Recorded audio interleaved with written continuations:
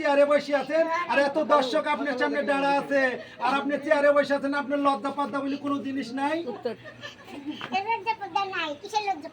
লজ্জা আপনি ছিটির হাটে বিক্রি করে আসবেন যদি অত লজ্জা থাকে আপনার? আমার লজ্জা থাকলে তো আমি ভিডিওতে সামনে আসতাম না ভাই, বলেন আপনারা।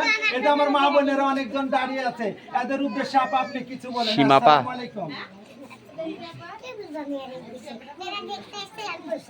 তাই না? তাহলে তো আপনিই তো এই জায়গার এখন রানীমা, রানীর মতন বসে আছেন আর এরা সবাই দেখছে আপনাকে। আপনার কি সৌভাগ্যের কপাল। আমার 10টা টাকা দেন না, বাজারে যা কিছু খাই আসি। আচ্ছা আপনাকে আমি 20 টাকা দিচ্ছি, দাঁড়ান। 20 টাকায় তো নেবেন, বেশি তো নেবেন না। শুনেন, একটা মলবিরা এই আপনাকে 100 টাকা দিয়ে দেবেন। কথা আছে, টাকা দিল 20, আল্লাহ জান্নাতের মধ্যে 30। এবারে আপনি আমাকে কিছু দেন, আমি এবার চা পান খেয়ে আসি।